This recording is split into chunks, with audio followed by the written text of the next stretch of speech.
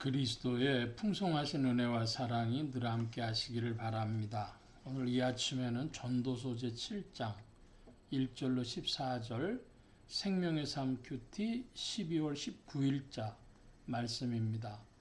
1절 이하의 말씀 봅니다. 좋은 이름이 좋은 기름보다 낫고 죽는 날이 출생하는 날보다 나으며 초상집에 가는 것이 잔치집에 가는 것보다 나으니라. 모든 사람의 끝이 이와 같이 됨이라. 산자는 이것을 그의 마음에 둘지어다. 슬픔이 웃음보다 나음은 얼굴에 근심하는 것이 마음에 유익하기 때문이니라. 지혜자의 마음은 초상집에 있으되 우매자의 마음은 혼인집에 있느니라. 지혜로운 사람의 책망을 듣는 것이 우매한 자의 노래를 듣는 것보다 나으니라. 우매한 자들의 웃음소리는 솔 밑에서 가시나무가 타는 소리 같으니 이것도 헛되니라. 탐욕이 지혜자를 우매하게 하고 뇌물이 사람의 명철을 망하게 하느니라. 일의 끝이 시작보다 낫고 참는 마음이 교만한 마음보다 나으니 급한 마음으로 노를 바라지 말라. 노는 우매자들의 품에 머무름이니라. 옛날이 오늘보다 나은 것이 어찌미냐 하지 말라. 이렇게 묻는 것은 지혜가 아니니라.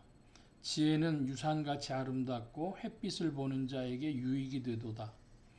지혜의 그늘 아래 있음은 돈의 그늘 아래 있음과 같으나 지혜에 관한 지식이 더 유익함은 지혜가 그 지혜 있는 자를 살리기 때문이니라. 하나님께서 행하시는 일을 보라. 하나님께서 굳게 하신 것을 누가 능히 곧게 하겠느냐. 형통한 날에는 기뻐하고 공고한 날에는 되돌아보아라. 이 두 가지를 하나님이 병행하게 하사 사람이 그의 장래일을 헤아리지 못하게 하셨느니라. 전도서 7장 1절로 14절까지 말씀인데요.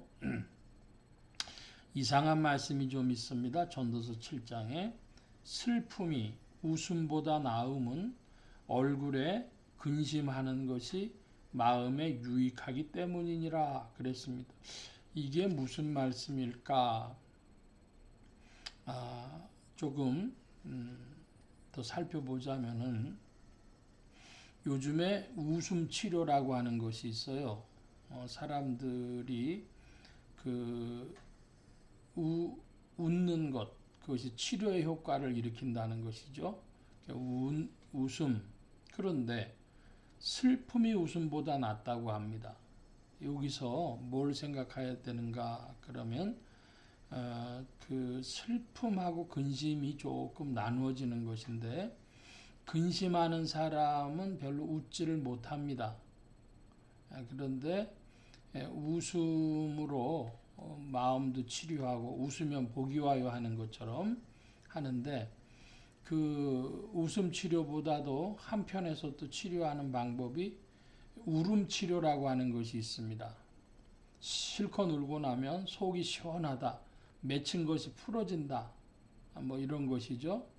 그래서 울게 하는 것도 심리치료법의 하나라고 하는데 여기서 슬픔이 웃음보다 나음은 얼굴에 근심하는 것이 마음에 유익하기 때문이니라. 이 말씀 조금 다른 각도에서도 살펴볼 필요가 있습니다. 자, 그게 무엇이냐 그러면은 억누르는 것과 부추기는 것입니다.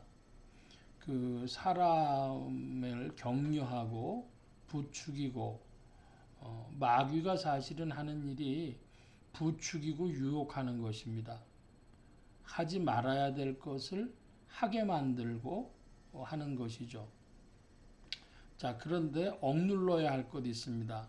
자기의 그 마음에 욕심들이 막 나오고 분노가 나오고 막 해서 끌어올릴 때에 그것들을 억누르는 기제, 억누르려고 하면 무슨 힘이 필요하냐 하면 슬픔과 근심으로 그 악한 욕망들, 욕심들 그걸 억누르는 것이죠. 그래서 사람들이 그 욕심에 사로잡힐 때에 활동성이 굉장히 높아집니다. 그럴 때 그것을 억눌러야 하는데 이거 억누를 힘이 없어요. 그 억누를 힘이 어디서 오냐? 슬픔과 근심 뭐 이런 것들에서 온다 할 수 있겠습니다. 그래서 이 3절 말씀 우리가 좀 잘 생각해 봐야 되는데 웃음 치료도 있고 울음 치료, 눈물 치료도 있다. 그런데 그것처럼 우리의 욕심을 가지고 보자면은 사람들을 억누를 수 있는 그런 불필요한 욕심과 분노와 같은 것들이 사악한 것들이 날뛰려고 할 때에 억제할 수 있는 그 힘은 슬픔과 근심에서 온다. 그 끝이나 그 본질을 알므로 사람들이 억눌려질 수 있는 것이죠.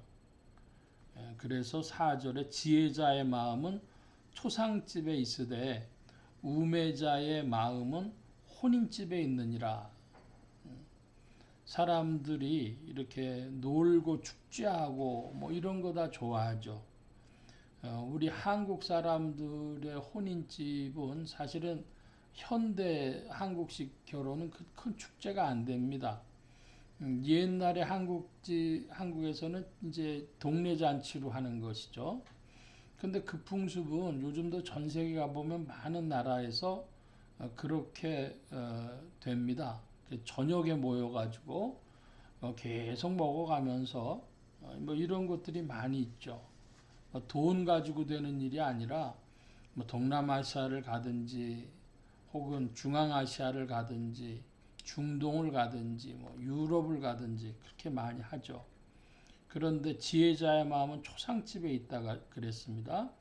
초상집에 가는 것이 왜 그 지혜자의 마음이냐? 2절에 보면 초상집에 가는 것이 잔치집에 가는 것보다 나으니 모든 사람의 끝이 이와 같이 됨이니라. 산 자는 이것을 그의 마음에 둘지어다. 세상에 지금 당장 보면 화려하고 뭐 이런 것 같지만 그런데 그 끝, 한국말로 관뚜껑을 덮는다 그러죠.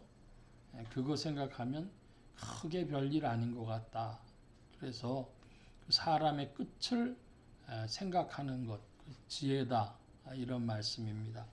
그래서 14절의 말씀에 보면 형통한 날에는 기뻐하고 공고한 날에는 되돌아보아라.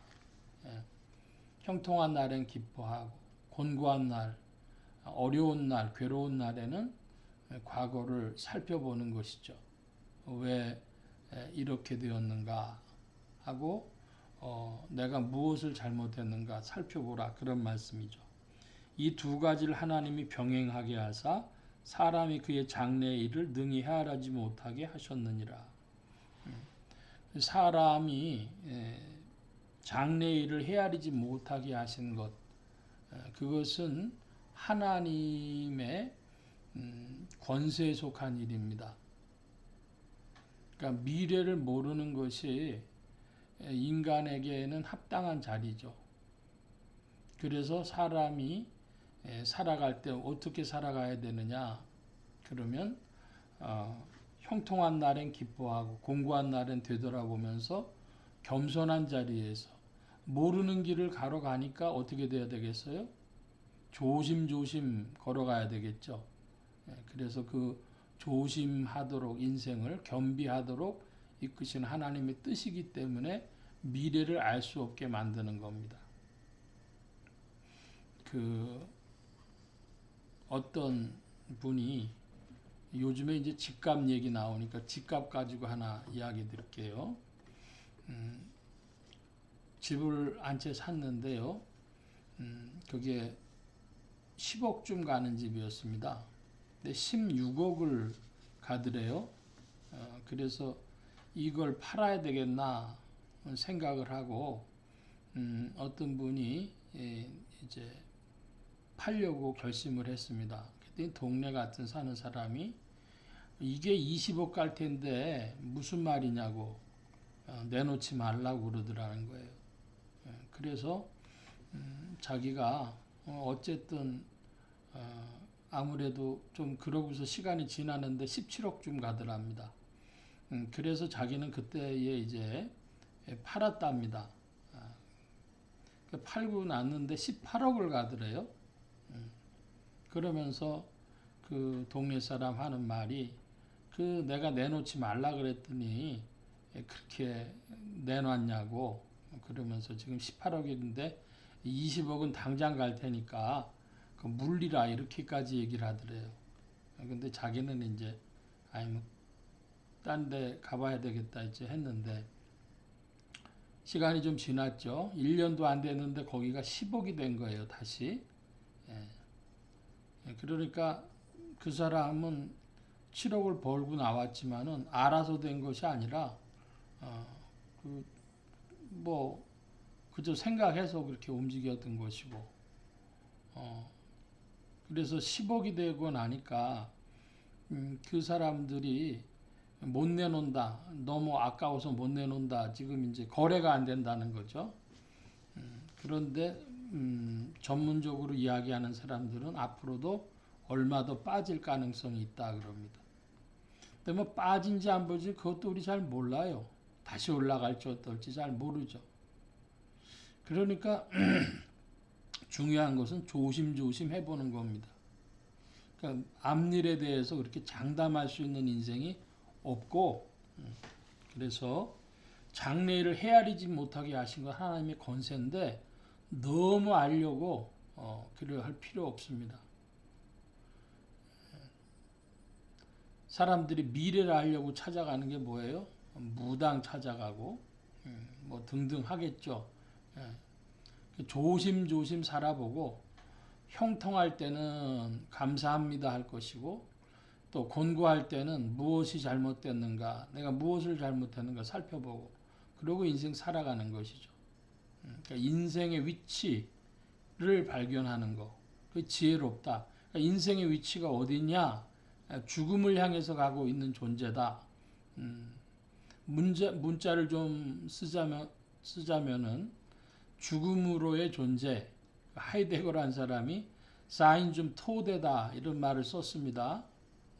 죽음으로 가고 있는 존재 그 맞죠? 우리에게 주어진 것이죠.